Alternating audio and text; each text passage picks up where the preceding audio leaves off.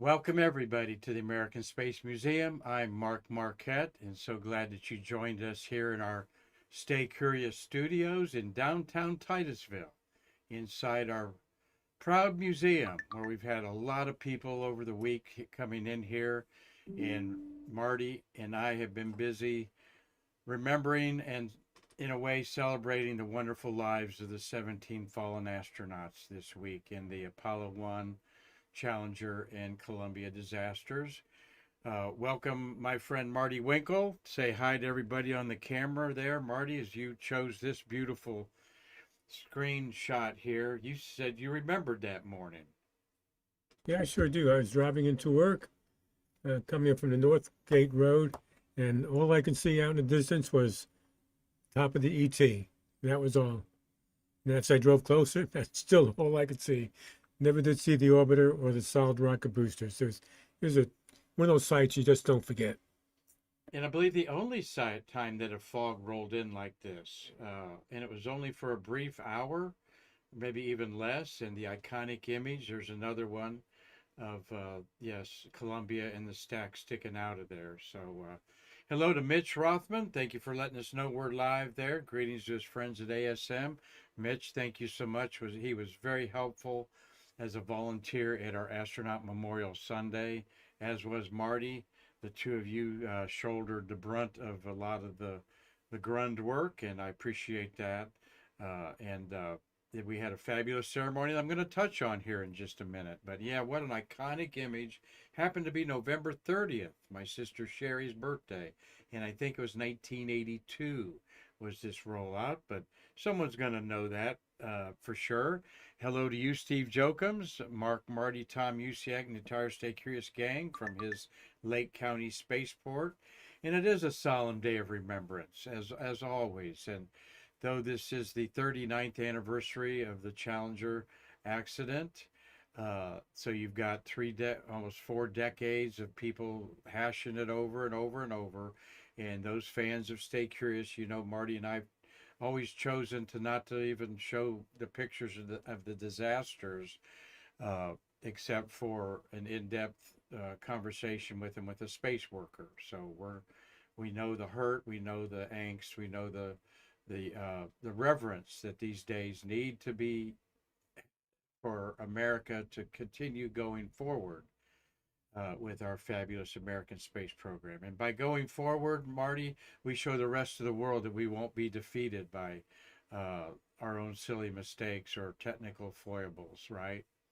We've always risen from the ashes. And like I say, Marty Winkle worked on the lunar module of Grumman, and he worked on the shuttle for the launch process services. And we call him a national treasure because they did things that no other nation has done on Earth. And that is one, walk on the surface of the moon, and two, build a permanent space station that has been occupied for over 22 years. So well, thank you, Bill Whiting, for joining. Hope you're feeling better. Vortex, thank you, Vortex.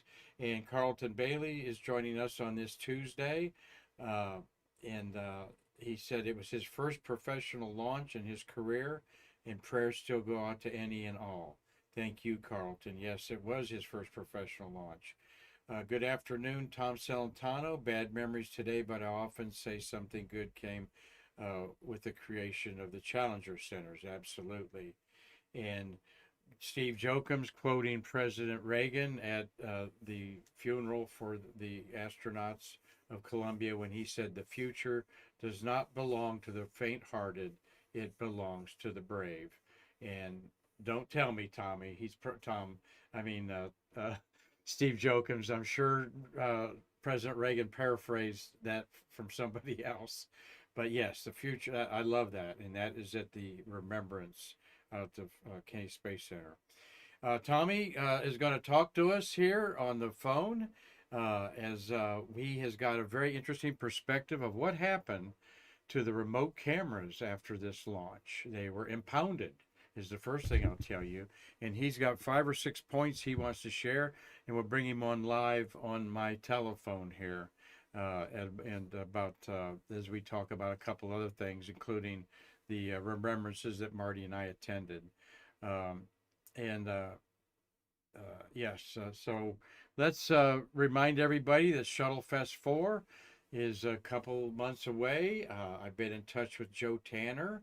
If you have any inkling of coming or local, get a ticket because we're going to put the push to sell out all 150, 125 slots. There'll be 20 or so volunteers there, of course. And Tom Usciak's going to head a panel with his brother Mark that is lining up to be with the two astronauts, Joe Tanner and John Grunsfeld, talking about photography that they did. We're going to talk about the IMAX camera that these astronauts used with the person who actually um, taught the astronauts IMAX, and I'm going to have to look up his name, Um, Jim Nealhouse. Jim Nealhouse lives on the Space Coast, and he was the IMAX photography guy with The Dream Is Alive and so many others. So uh, we've added him that layer. And Friday night, Joe Tanner's confirmed to be here. We're also going to have an evening with Joanne Morgan, the first female engineer. So we're adding layers and layers on this thing each day. This, and we're going to really work hard the next 2 months to get the firm agenda lined up there as we find out exactly when the astronauts are going to be here. They'll all be here Saturday night. We know that.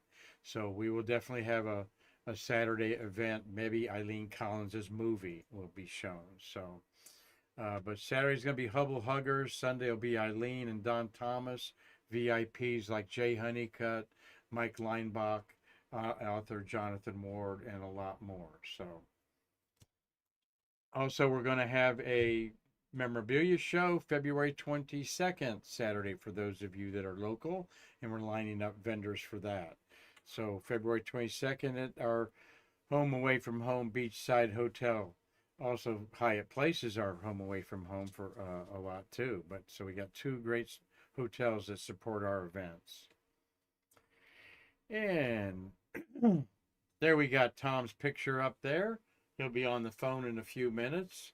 First thing he always tells me when he recalls 51L, it was cold that morning. And there you see the pipes underneath. I'm not sure where that would be, Marty. Those pipes are in the structure of the crawler. Or they part of the RSS, remote service structure, I would say. The RSS should have been pulled back by then or rotated around. Yeah. It's I'm not sure. Anyway, you where, see icicles hanging down and very cold, and can't wait for Tom's comments. Now, even today, everybody's Tom, you were asking me, and everyone's asking me, the planets in the sky, is it over with? Is it done? And no, it's not done. And that's why amateur astronomers, Marty, may be the most patient people on Earth, because you can ask us any silly question or any urban legend, and we will definitely answer it very calmly, because the media builds this up as like a one-time event. No. You look to the west where the sun sets, you're going to see Venus and Saturn. Then you look directly overhead, you're going to see Jupiter, the brightest. Venus and Jupiter are the two brightest stars in the sky. And then you look to the left of Jupiter in the east where the sun rises, and you're going to see a bright red star, and that is Mars. And they're going to be up there until April. All right. In fact, I'll show you Mars will be where Venus is in April, because as we move around the sun, the sky backdrop changes like a race car driver on an oval track. As you're looking up in the stands, he's looking at turn 1, and that's springtime. You look in turn 2, that's summertime. You look in turn 3, that's fall. And you look in turn 4, that's winter, the crowd up there. Think of those, the crowd is the stars. So we're moving around the next 3 months. Mars and Jupiter will be in, Saturn and Venus will be gone. All right. But it's something to see. We don't have a lineup like this every year, about 3 or 4 times a year.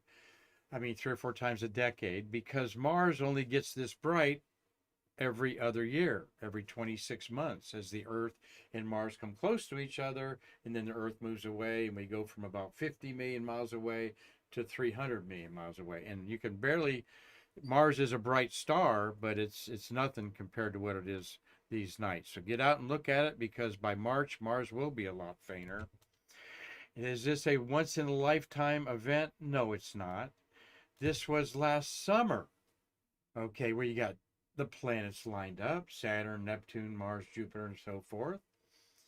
But it was in the morning sky before sunrise, and the bulk of our civilization are see more sunsets than they do sunrises. So this was just last summer in the morning sky. Now, what you're not going to see is Neptune and Uranus, and here Neptune and Uranus, Saturn. Neptune is near Saturn, and Uranus is near Jupiter between Mars. But even I've only seen those a handful of times in a telescope, because once you see them 3 or 4 times, then it's the kind that you need a star chart to find them, or a GPS or go-to telescope. So that's a little stargazing on behalf of our guest Tom Usciak, who's going to take his wife Vicky out into the big field of the nearby school and check out there, and it'll look just like that. All right. Of course, a day that probably, if you're under, well, 39 years ago. So if you're 50 years old, you're 10 years old, you probably remember where you were when this happened, as we do so many tragedies throughout our lifetime. And like I said, I've read many books and talked to a lot of people about it on there, and it's still a very, it boils down to one thing: human error, basically. And talking to all of these uh, national treasures, particularly a lot of the old timers that were involved with this, I always wondered, why did launch director Gene Thomas give the go for launch, Marty? And I've talked to a couple launch directors about this and some other important people. And you know what they tell me, Marty? Gene didn't know. The launch director did not know that the pad had icicles hanging off of it. I think they de-iced the wings. All right, and let's don't get into all that. But that was always one thing that I wanted to know, was why did Gene Thomas, and he was hurt by it. Obviously, he had 1, 2, 3, 4 previous launches in 1985 and 86, a successful 61C with the two with Nelson and Bolden, future NASA administrators on board.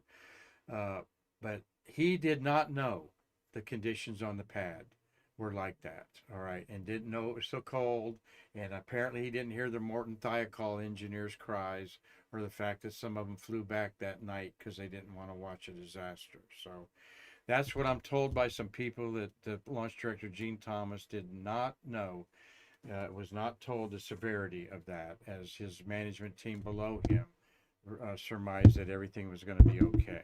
So, well, we had a wonderful memorial Sunday at astronaut space, or at our park north of Spaceview Park, that the city owns, and we found out that the county supplies chairs to. Okay, we had a little launch delay, as the chairs were at another part of the park for our guests there. So again, everybody took it well. Here's the program again. A public thank you to Nick Thomas, John Zarella, and Bert Dicht, my friends and your friends now that come on Stay Curious. They did the honors. Nick talked about the Apollo 1 astronauts, short bio. John Zarella had a personal story about El Onizuka. He was in in El Onizuka's home, and and his widowed wife had a little monument there to El, with all kinds of things, I think Buddhism and so forth, and a can of Coors beer. And, right, Marty? Just say yes, Mark. That's Mark's right. not making this up. And because he liked to drink Coors beer. And Bert Dick did a fabulous job with the Columbia, also relaying a personal story about Elon Ramon wanting to celebrate the Shabbat, and he did it from where he was launched. So, and just so many players there. Thank you. and we will do it every year at the last weekend of the month. We might move it from Sunday to Saturday. Here was the way it looked out there. A few more people there than you can count on the other side. But Joe Bremer's up there singing so eloquently. And you see, we put up a picture of each astronaut. There's John, Nick, and Bert. Forgot I had that racked up. Let's look at my script here. We had the Civil Air Patrol cadets, and they displayed a picture of the astronauts on each side. We got 2 sets of these. It did not air live. We are efforting to put the recording up on YouTube, and we'll let you know when that happens, okay? We had, well, I'll just tell you, our engineer tried to rely on the Starlink satellites, and he had a connection for a while and then lost it. So Starlink let us down at this event. Don't know why he just didn't go into our hot on the phone. Maybe he had too much power to run it. A flower was put at the plaques that you see at the feet fit there. That is Bob Seek, launch director of 51 space shuttles, and like he likes to say, just as many landings. And God bless you, Bob. You're a true American hero. He's done so many things behind the scenes of our shuttle, Apollo, and Gemini programs. There I am with Al Terrio. Al is my co-sponsor on the co-master of ceremonies, and Al also was responsible for the Civil Air Patrol there.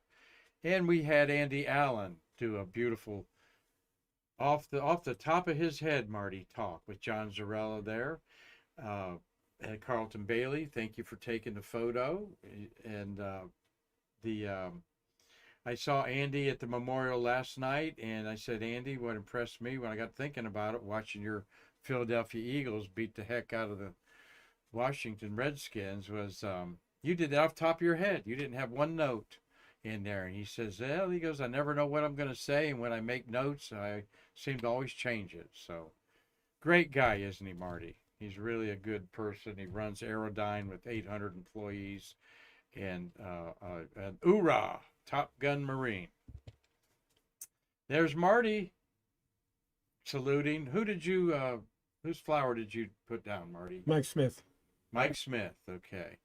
And giving him a salute there. That's what makes it special, is the cadets, the reverence that they put the flowers down on, and it's just an amazing. We have Betsy Ross there, sing a couple patriotic songs. This says, and thank you, Rick Neal, for your coverage in the paper today.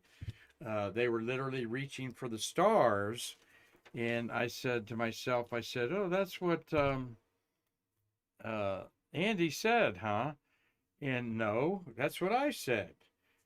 And then they quoted me as saying, keep in mind that these brave explorers of the unknown, and this is, I just want to share this as ending this. Keep in mind that these brave explorers of the unknown represent a spectrum of cultures, races, and genders, men and women, Asian, African American, European, Christian, Jewish, Buddhist. This is the melting pot for America, and their lives were taken from us while they were literally reaching for the stars.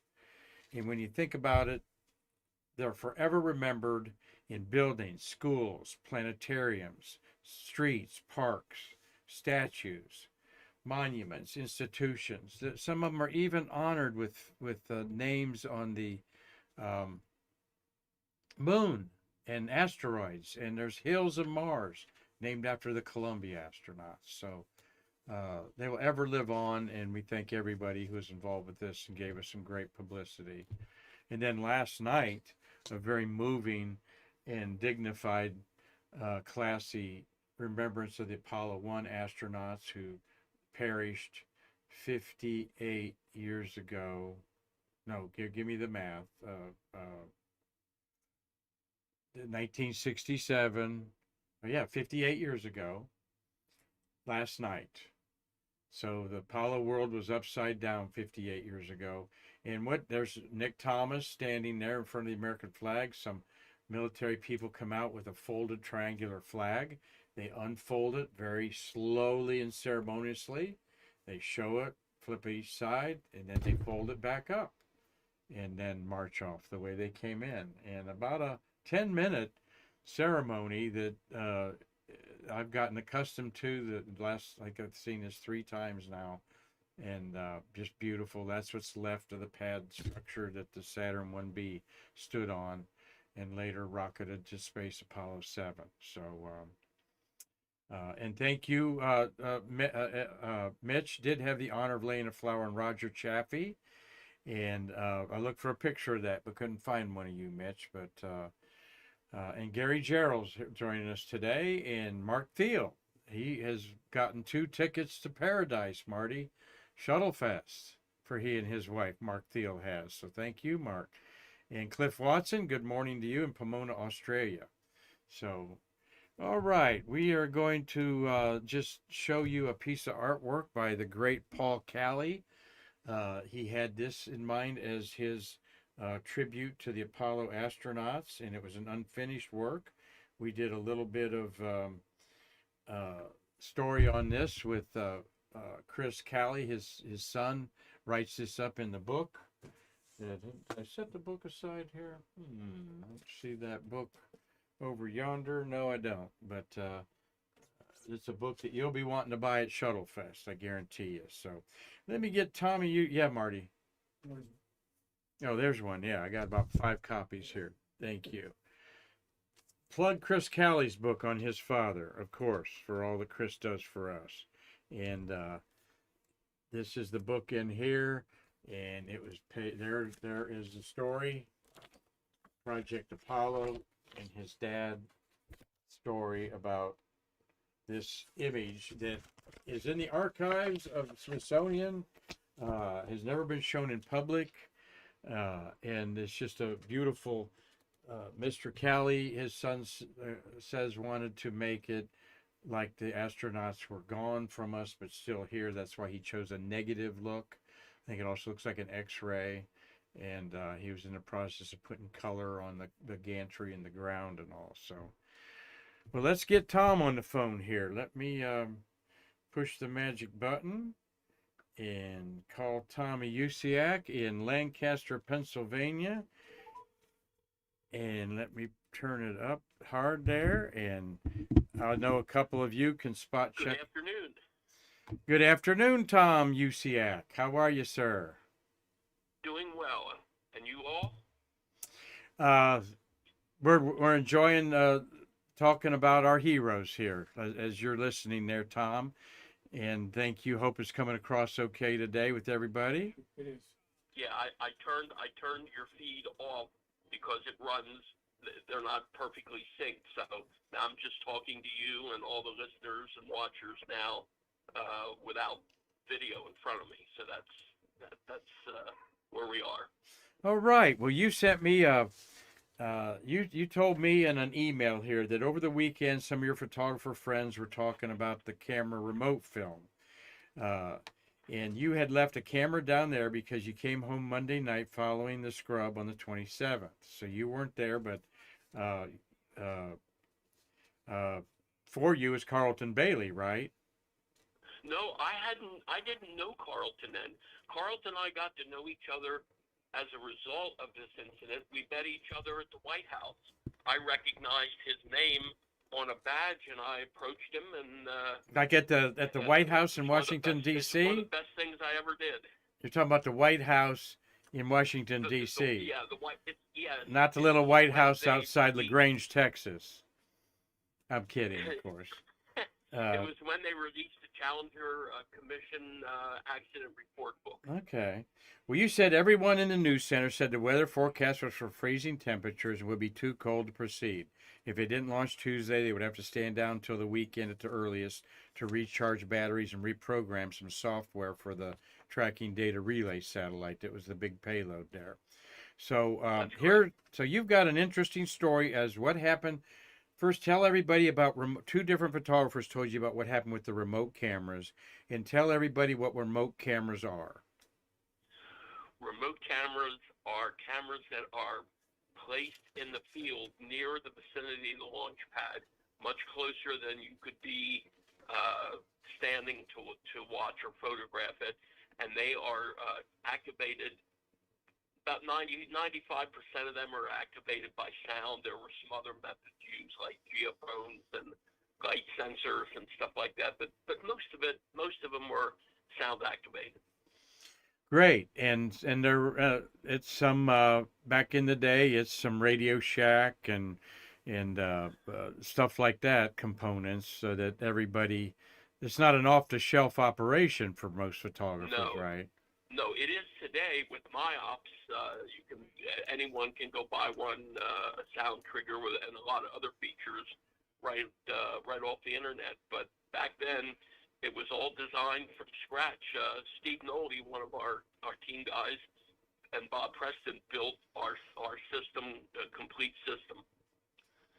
And some of the parts, it was all based around a sound decibel level device, which was sold by Radio Shack, and it just required a little bit of modification to turn it into a sound trigger. All right, and I hope that everybody's hearing your sound decibels just fine. Marty, if I have to talk slower for you to pump him up, but let me know, Mitch, if you hear it good there. Mitch is I'm getting good. I'm getting a good signal. okay. Good. He's a little bit low, but it should All be right. okay. Good on there. Well, good. I'm going to Tom. Of course, today those are. I mean, the great pictures, the close-ups, and so forth. You would be killed by the sound, if not, the pressure probably, if you were that close to the camera. The shockwave, or definitely your ears would cease functioning, but and that would be the mildest. No, depending on where you put the cameras, you would be in very dire straits. Okay. Well, Mitch says we can hear you great. Thanks, Mitch. So here's two different photographers told you that one, the cameras remained in the field for 3 days before access was granted. Now, also tell us that procedure. You just don't drive out there in your car and say, I'm going to put a camera here, within the line they draw. You're escorted out there, correct? Right. So many hours after the launch, and that time varied over the years. For SCS-1, it was like 8 or 9 hours before we could get out to the pad. And then when we got out there, then there was some other kind of a hang-up. We couldn't get in for another 2. So, but it got much more. As time went on, it got much more organized, and sometimes we were out there 2 hours afterwards. It all depended on what was going on at the launch pad. They had to save the launch pad, and once that was done, then access was granted to the media to go out and retrieve their cameras. Okay, each photographer had a personal escort made up of Kennedy Space Center security. There were no groups. Everyone had their own personal escort, and were watched closely. Right. Normally, when you go out as a group, and there's escorts. For 51L, I was told that every photographer that had a camera out there had his own personal escort. So it wasn't like 5 or 6 people went out in a van and got out, and the escort stood there and watched them and said, pick your cameras up. This was different. If there were 10 cameras in this spot, there were 10 security guys, and they stood there with a bag open and watched you rewind your film, because this is all pre-digital now. Yeah. So there's no such thing as digital cameras or anything like that. So you had to rewind your camera, take the film and drop it in a bag, and identify your name, your affiliation, and what kind of film it was. And then they handed you a piece of paper, a receipt, for lack of a better term, saying that they got the film. And then now, then you went back normally like you would on a regular remote pickup. The film was then processed at the photo lab in KSC. The one that would develop the film that NASA took, and the public affairs pictures that were printed and handed out. They processed the film at that lab, with the exception of Kodachrome. Anybody that that handed over Kodachrome film, that film was sent to Atlanta for processing because Kodachrome was a very, very specific, critical process that most labs in the country could not accommodate, and so Kodachrome was processed by Eastman Kodak. Yep, either in Rochester or Atlanta. Also, Atlanta, yeah, Kodachrome they had labs was a all over. When we shot Kodachrome, I used to send it to. I'd bring it home and I'd send it to Maryland. okay. I remember the town. It was right outside of Washington. A song by Paul Simon, Kodachrome. Some of us Yeah, there people you remember. go. But you know, the Well, they Kodachrome put their folks Kodachrome out money in there, that. uh, Yeah. it retained its color structure for 80 years. You can get a World War II Kodachrome slide, and the flag looks just as red, white, and blue as it did the day it was shot. So Exactly. I was looking at some Kodachromes last week that looked like I shot them yesterday. wow, see, another film can deteriorate. So, uh, well, you said that some cameras did not run because of the temperature issues with batteries, and some had condensation on the lenses. Ooh, that's not good. Well, yeah, the condensation because of the deep temperature drop and then temperature coming back up. So, because you didn't get out to your cameras after the Sunday they scrubbed, but the cameras were already out there, and we went out there till Monday night, and for the ones that couldn't stay, and there were quite a few that left because of the reasons that you mentioned at the beginning there about the recycle time. But I'll tell you, there was.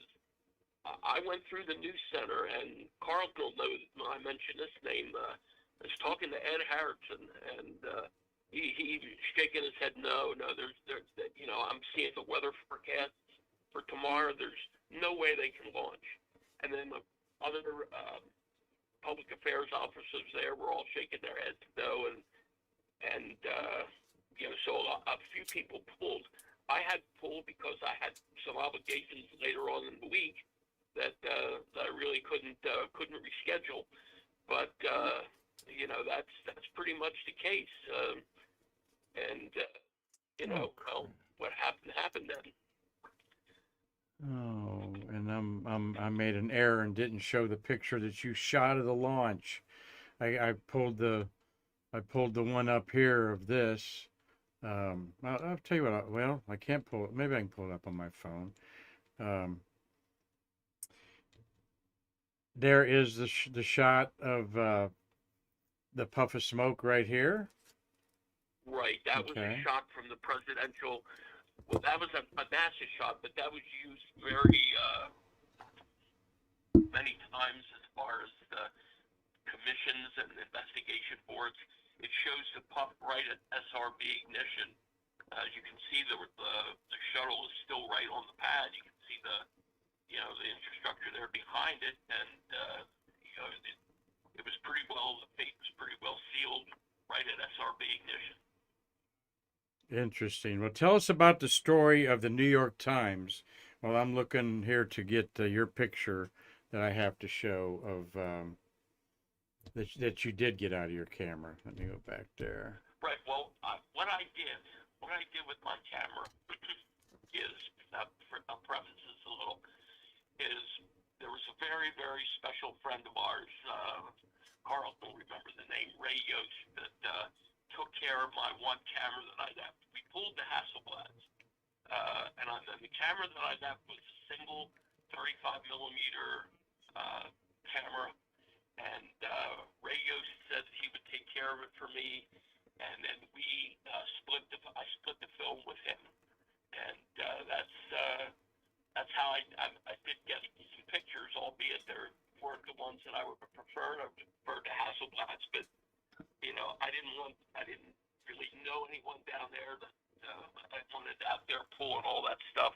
I didn't know Carlton at the time there, and so we took all those other ones. We took all those other ones away, but we split the film. And the situation with the New York Times was, and this was one of the photographers I was. Oh, wait before you show that. I'm going to show the picture because I have it on my phone. Here. Okay. Yeah, I'm on my phone talking to you and got the picture up here off the. That's Tom's photograph. All right, that is gorgeous the way it's framed with the palm tree there and the probably that's the SRB exhaust steam there. So that's That's what. all the white is the steam from the main engine. Yeah. The Okay. solid fuel exhaust went out the other side.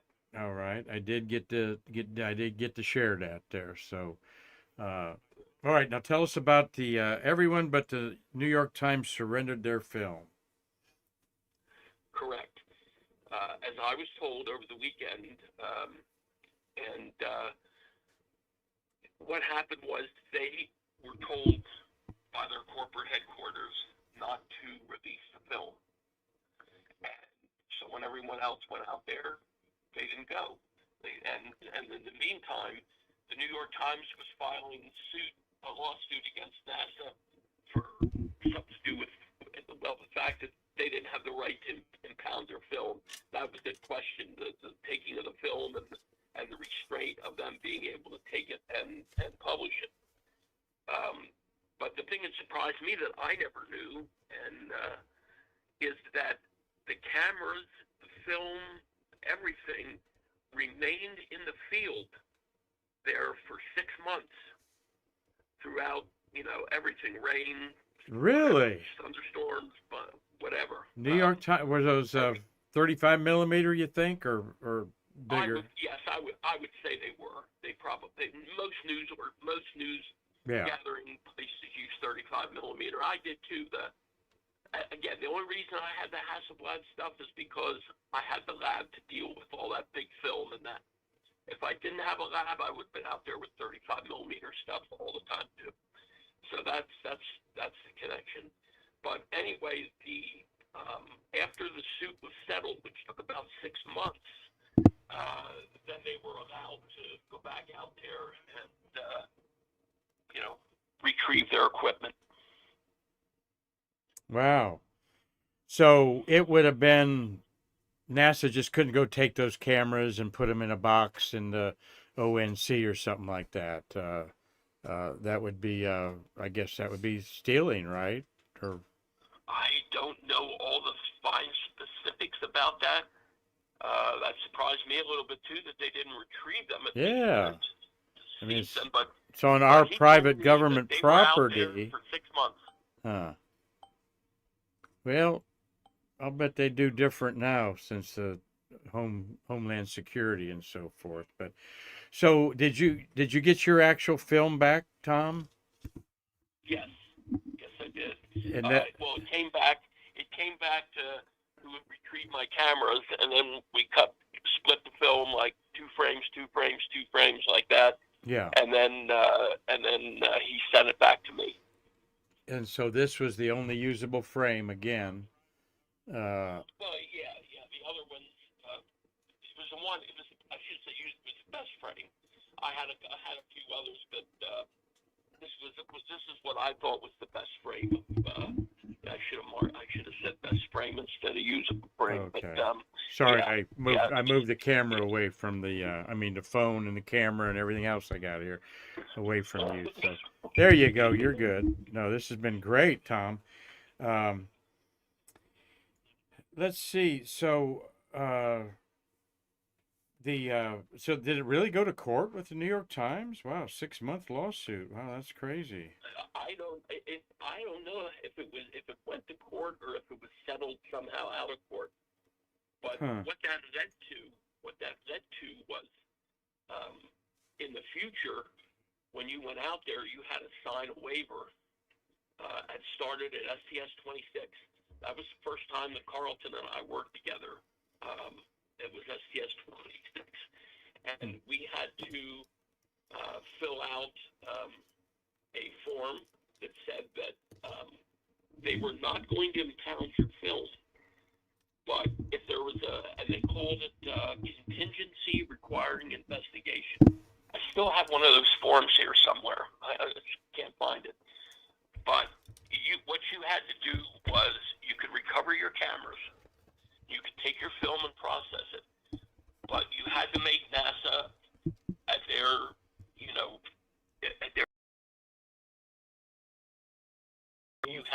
them. If it was slide film, you had to give them duplicate slides. If it was color negative film, you had to give them a set of prints, at your cost. And then if you would agree to that, then you would put the camera out there. Today, that's all moved. Today, it's all digital, and I mean, it's here. You could have they'd have a copy of their film or a copy of their pictures if they wanted it 10 minutes after the launch, or as fast as it took to pick up the cameras and send NASA the images. With today's technology, but back then it was the old-fashioned way. Well, this is the old-fashioned way film right there. That's a green Fuji. That's why you don't see the case there, but a lot of people might not understand. This is Superior Extra, Tom. Some of the best 400 color film ever made, in my opinion. And the film here that I used in my camera there was called Color Professional. It was an Eastman Kodak film. Mm-hmm. It was they called it BPS. Yeah, this Fuji came about in the 90s.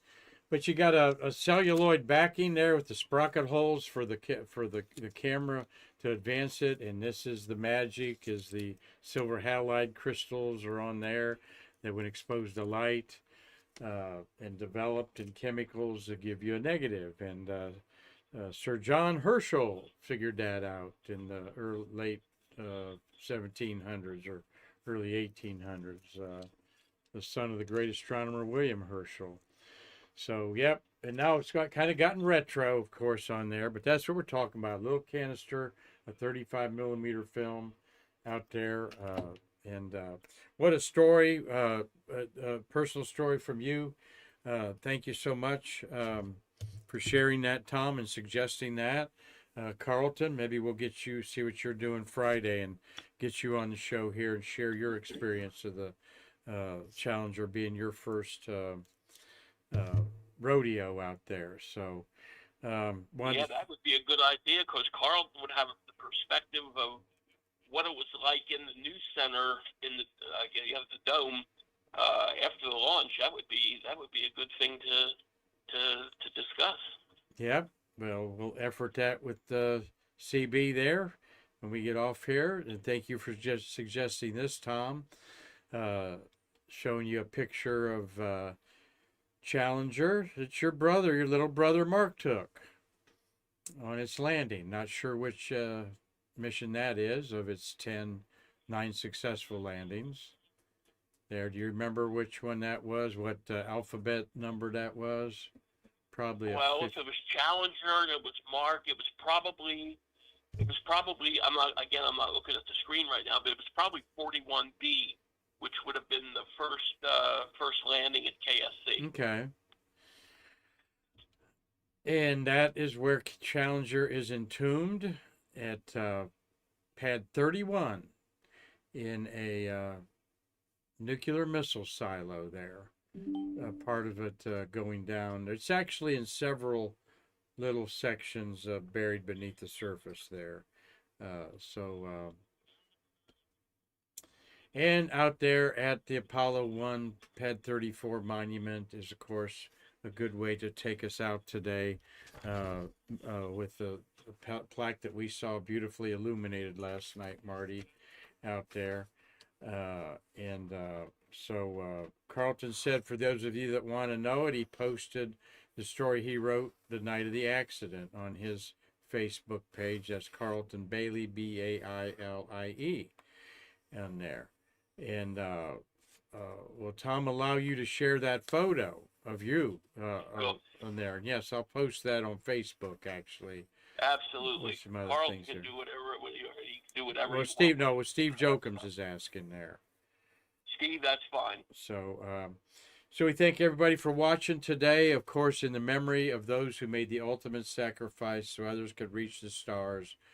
Ad astra per aspera, a rough road leads to the stars. And that is the mantra we've carried with us and carried it all the way to the moon in this Chris Calley montage, acknowledging his dad's remembrance, negative image, and Chris's own artwork. And it would have never have been done if President Kennedy had not made the uh, the pledge for us to do it before the end of the decade. Julie Clay, thanks you, Tom, for your sharing your experience. Okay. Yep. Quite well. Everyone's quite welcome. Yep. Good. Good. Well, thank you, my friend Gary Gerald, Mark Thel, Cliff Watson, Doug Forrest, Gene Babcock, Tom Celentano, Carlton Bailey, Vortex is watching, Bill Whiting, Steve Jokums, Dave Stange, and Mitch Rothman. Again, thank you, Mitch, for your yeoman's work on Sunday, helping our wonderful experience there. So I will not be on Tuesday. We are going to have Lee Sterrick reprised. You're going to want to watch this fireman's tales that he has, a KSC fireman, and a lot of info about the rubber room. All right, the safety room. You've heard about that, Tom. Were you ever in the rubber room? I was never in the rubber room, but Mark was. Okay. So you'll hear that from Lee Sterrick, a supporter of our museum years ago, and he was one of the firemen out there. Marty's going to reprise that tomorrow while I am at the Space Com in Orlando. I decided to taper my involvement that to maybe just one day. So many things going on with Shuttle Fest and our memorabilia show that got to keep my finger on the pulse and keep us moving. So, and that Space Com's just a wonderful fellowship of, I was there and met a bunch of great people. So I will be there tomorrow and probably back Thursday. And Carlton, we'll just book you on Friday and you can talk about your experience and we'll wind up the week of remembrances as we'll be thinking about the Columbia accident on February 1st. So let's see, we got 182Q KFTW. It says fantastic. All right. And Carlton, I'm not talking about the padded room. I'm talking about the rubber room. Okay. He said he was in the rubber room.